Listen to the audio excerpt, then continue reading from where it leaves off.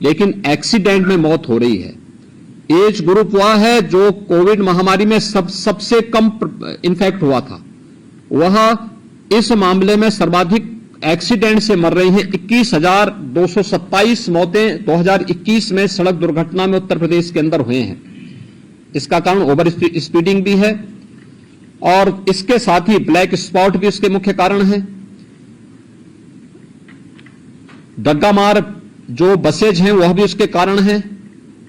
सड़क के किनारे बेतरतीब चल रहे टैक्सी स्टैंड, बस स्टैंड और जो वहां पर लोगों ने तमाम प्रकार के अवैध पार्किंग स्थल बना दिए गए हैं, यह भी है। और शहरी क्षेत्रों में या नगरीय क्षेत्रों में या सड़क के किनारे जो बस्तियां हैं वहां पर अतिक्रमण भी इसका कारण है। इसलिए संयुक्त रूप से इस पूरे कार्यक्रम को केवल परिवहन विभाग का कार्यक्रम नहीं है, हमने इसलिए गृह विभाग को इसकी ओवरऑल मॉनिटरिंग करने की जिम्मेदारी दी है। गृह विभाग पे सिस्टम के साथ साथ ट्रैफिक पुलिस को भी ठीक करेगा। ट्रैफिक पुलिस के साथ ही हमारे यहां अगर कोई अवैध रूप से वाहन सड़क के किनारे खड़ा कर रहा है किया है तो वहां पे क्रेन जाकर के उस वाहन को सीज करने और उसके खिलाफ कार्रवाई करने के लिए भी हम लोग सेकंड उसमें आगे कार्रवाई आगे बढ़ाएंगे। परिवहन विभाग की जिम्मेदारी इसमें बहुत महत्वपूर्ण हो जाती है। आपने भी गाजियाबाद की दुखद घटना देखी होगी जिसमें स्कूली बस से एक बच्चे का सिर बाहर होने के बाद 11 वर्ष के उस बच्चे की दुखद मृत्यु होती है। दुखद मृत्यु के बाद जब बस का फिटनेस के कागज मांगे गए तो उसकी फिटनेस ही नहीं थी। ये परिवहन विभाग की पहले प्राथमिक जिम्मेदारी थी कि हर एक बसेज का स्कूल कॉलेजेस खुलने के पहले हम सुनिश्चित करें कि उनके पास अपने वाहनों की फिटनेस सुनिश्चित हो। लापरवाही हुई, उसमें जवाबदेही भी तय की गई। परिवहन विभाग को इस बात को सुनिश्चित करना होगा कि सभी प्रकार के बसेज का, ये स्कूली बसेज हो, प्राइवेट में कॉन्ट्रैक्ट कैरेज में चलने वाली बसेज हो या फिर परिवहन विभाग के साथ संबद्ध बसेज हो या फिर उत्तर प्रदेश परिवहन निगम के द्वारा संचालित वाहन हो या ट्रक हो, 4 व्हीलर हो, 2 व्हीलर हो, इनको नियमित रूप से इनकी चेकिंग करना और ट्रैफिक के नियमों का पालन करवाने की व्यवस्था इनसे सुनिश्चित करना, यह परिवहन विभाग सुनिश्चित करें। उनकी जो फील्ड में तैनात जो भी उनके अधिकारीगण हैं वे इसको सुनिश्चित करवाएं। पुलिस की मदद भी लें, ट्रैफिक पुलिस की मदद भी करें। ओवरलोडिंग को रोकना, सड़क के किनारे कोई ट्रक कोई बस अवैध रूप से पार्किंग न करें और सभी जिलाधिकारी और पुलिस अधीक्षक इस बात को सुनिश्चित कर लें।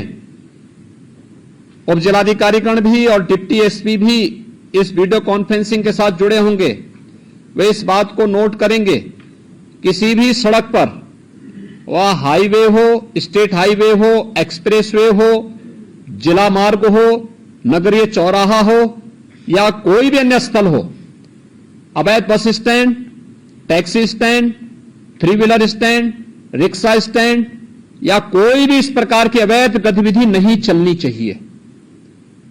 स्टैंड का मतलब सड़क के किनारे उसके पास पर्याप्त मात्रा में पार्किंग का स्पेस हो, वहां आने वाले यात्रियों के लिए कुछ बुनियादी सुविधाएं हो, महिलाओं के लिए, पुरुषों के लिए टॉयलेट हो, पेयजल की सुविधा हो, बैठने की व्यवस्था हो, तो कोई व्यक्ति स्टैंड के नाम पर तब वहां पर प्रशासन से अनुमति लेकर के तब तो स्टैंड की फीस वसूल कर सकता है।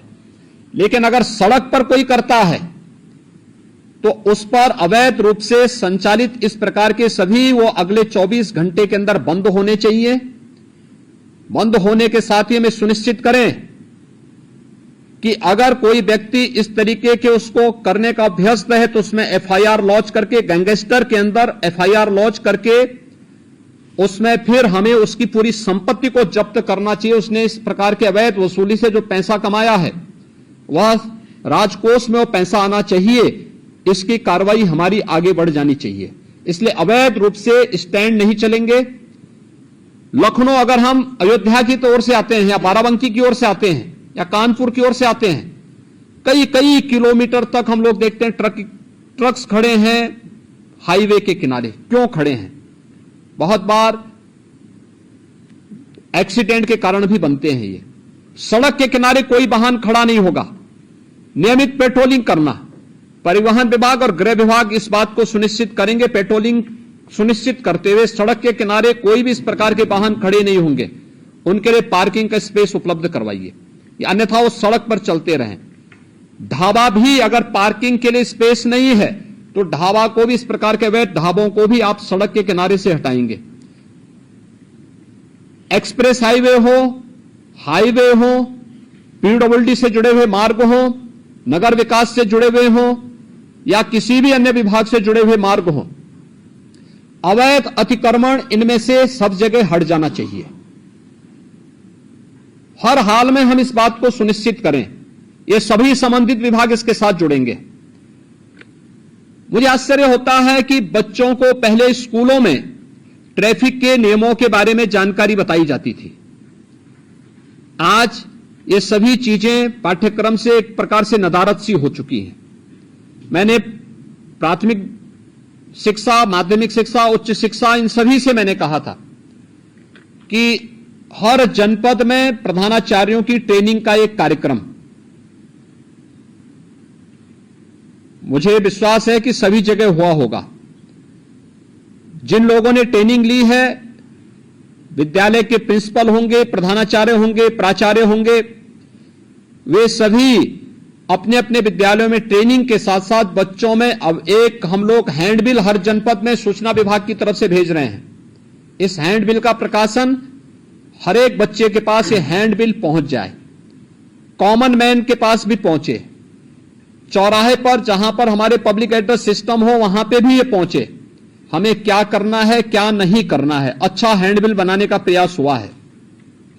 बच्चों को बताने की व्यवस्था, उनको स्कूल में बताना, हम सड़क पे चल रहे हैं, हमें कैसे चलना, पैदल चल रहे हैं, कहां से हमें सड़क क्रॉस करनी है, हम टू व्हीलर में जा रहे हैं, हमें किन नियमों का पालन करना है, हम फोर व्हीलर में चल रहे हैं, हमें किन नियमों का पालन करना है, हमें टू व्हीलर, फोर व्हीलर या सड़क पे चलते समय मोबाइल फोन या ईयरफोन का इस्तेमाल करना है नहीं करना है, इसके लिए क्या सावधानी बरतनी है। ये सभी चीजें सामान्य जानकारी है। इन सभी सामान्य जानकारियों को अगर हम स्कूली बच्चों को देंगे तो वे बच्चे अपने घर में अपने अभिभावक को भी बताने में थोड़ा सफल हो सकते हैं, बता सकते हैं। और हर एक स्कूल कॉलेजेस में इस प्रकार की डिबेट भी होनी चाहिए, कार्यक्रम भी होने चाहिए। अगले 2 दिन विद्यालय चलेंगे, उन 2 दिनों के अंदर हम इन कार्यक्रमों को वहां पर लागू करने का प्रयास करें। कहीं प्रभात फेरी निकले, कहीं इस पे टॉक हो, कहीं यहां पर डिबेट हो, कहीं यहां पर कुछ अन्य कार्यक्रम चलने चाहिए। ये स्कूल कॉलेजेस की एक जिम्मेदारी बनती है और इसके बारे में हमें प्रतियोगी कार्यक्रम भी वहां पर आगे बढ़ाने चाहिए। इसके अलावा हम इसमें तमाम अन्य संगठनों का भी सहयोग, स्वयंसेवी संगठन होंगे, सड़क सुरक्षा से संबंधित जानकारी देने वाले तमाम अन्य सामाजिक संगठन होंगे, उनका भी हम इसमें मदद लें। इसमें हम लोगों से इस बात को सुनिश्चित करें कि सड़क स्टंट करने की जगह नहीं है। ओवर ब्रिजेज या फ्लाईओवर के ऊपर जो स्टंट होते हैं, जो युवा स्टंट कर रहे हैं अपने बाइक से, हर हाल में इसको रोकना। बाइक से चल रहे हैं तो हेलमेट अनिवार्य करने की आवश्यकता है, बताने की आवश्यकता। 1 सप्ताह अवेयरनेस के कार्यक्रम चलाइए, पहले अवेयरनेस और फिर अगर अवेयरनेस के बाद आपको लगता है कि अब हमें इन्फोर्समेंट की आवश्यकता होती है तो उसके बाद फिर हमें इस कार्यक्रम को उसके बाद फिर आगे बढ़ाना चाहिए। इसलिए पब्लिक एड्रेस सिस्टम को सक्रिय करने और उनका उपयोग करने के लिए ही हमने इस बारे में कहा। हैंडबिल का वितरण, होर्डिंग्स लगाना, हर एक जनपद में, हर एक चौराहे पर, हर एक स्तर पर सूचना विभाग से इसके बारे में पूरी जानकारी लेकर के सावधानी बरतने की दिशा से अच्छे होर्डिंग्स परिवहन विभाग के द्वारा, गृह विभाग के द्वारा, नगर विकास विभाग के द्वारा, पीडब्ल्यूडी के द्वारा, अन्य सभी संबंधित शिक्षा विभाग के द्वारा, इनके द्वारा हर एक स्तर पर लगाने की आवश्यकता है। इसके पोस्टर बनाए जा सकते हैं, एलईडी में, एफएम रेडियो पर, लोकल स्तर पर, इसके हम तमाम कार्यक्रम इसके आगे बढ़ा सकते हैं। ये चीजें हम सुनिश्चित करें। परिवहन विभाग इस बात को सुनिश्चित करे कि जो वह ड्राइविंग लाइसेंस देते हैं, हम ऑनलाइन तो दें, लेकिन इस बात को सुनिश्चित करें कि ट्रैक पर भी हम उनकी एक बार देखें कि वह इस योग्य है कि नहीं है कि हम उसे ड्राइविंग लाइसेंस दे सकें। अन्यथा खैरात के भाव बांटने की वो बंद करिए और आरटीओ के कार्यालय दलालों से मुक्त हो। किसी भी प्रकार की दलाली की गतिविधि वहां न चले, इस बात को भी हर एक जनपद में जिलाधिकारी और पुलिस अधीक्षक की टीम सुनिश्चित करें।